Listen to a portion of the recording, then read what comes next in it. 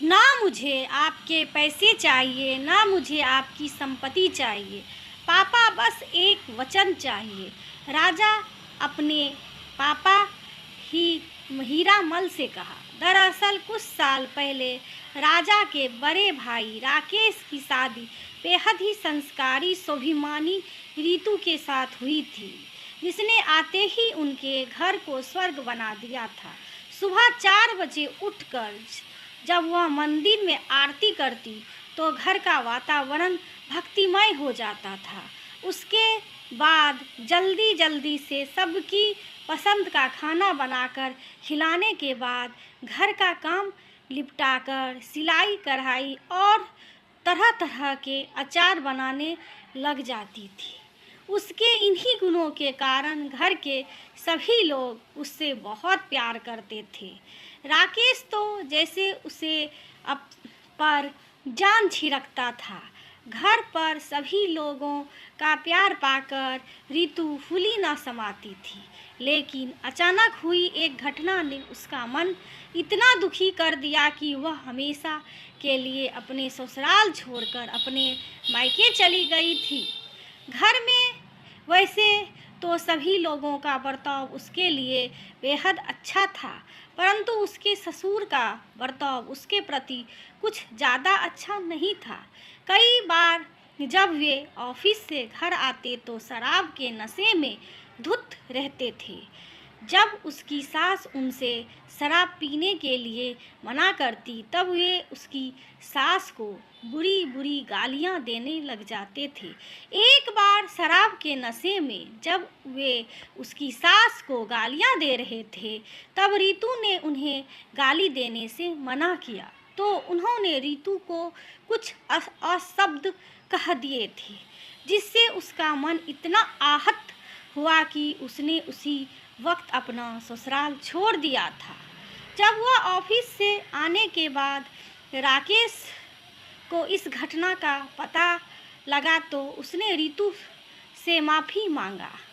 उससे घर आने के लिए कई बार कहा, परंतु रीतू ने अपनी ससुराल वापस आने से साफ मना कर दिया था और अपने माता पिता की सहमति से एक कंपनी में नौकरी करके अपना जीवन यापन उसके सास ससुर ने भी उससे माफ़ी मांगकर उसे घर बुलाने की कोशिश की, परंतु ससुर के द्वारा बोले गए अपशब्दों ने उसे इतना आहत कर दिया था कि उसने वापस अपनी ससुराल लौटने से साफ मना कर दिया था और राकेश के साथ अलग रहने की मांग करने लगी, जिससे अपने मम्मी पापा के कहने पर राकेश ने ठुकरा दिया था।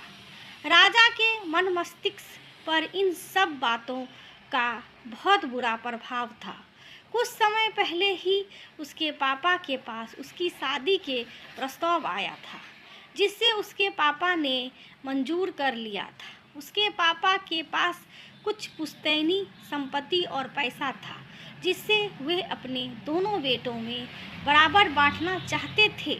इसके लिए जब उन्होंने राकेश और राजा दोनों को बुलाया तो राकेश तो कुछ नहीं बोला, परंतु राजा ने साफ साफ बोला दिया था कि उसे ना पैसा चाहिए ना उनकी संपत्ति, बस एक वचन चाहिए।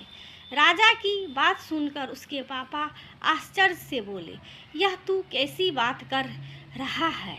तुझे कैसा वचन चाहिए? मुझे ऐसा वचन चाहिए कि मेरी शादी के बाद आप मेरी पत्नी से कुछ नहीं कहेंगी। यदि अब आपने उसे कुछ भी बुरा भला कहा तो उसे लेकर यहाँ घर छोड़कर हमेशा के लिए चला जाऊँगा। मैं नहीं चाहता कि बड़े भैया की तरह मेरा घर भी आपके अपशब्दों के कारण बिखर जाए।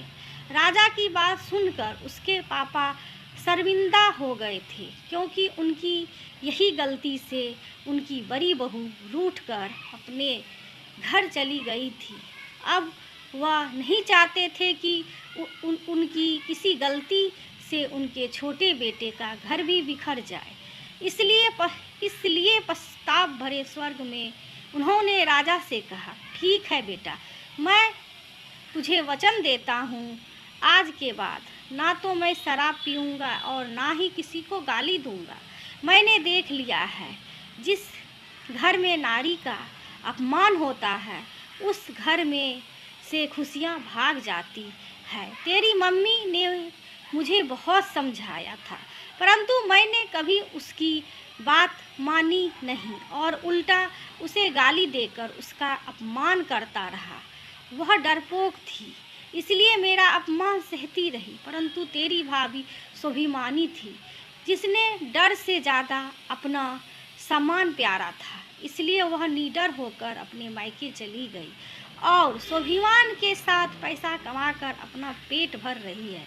आज जैसा साहस तूने दिखाया है, ऐसा साहस यदि उस दिन राकेश ने भी दिखाया होता तो आज इसकी पत्नी इसके साथ होती।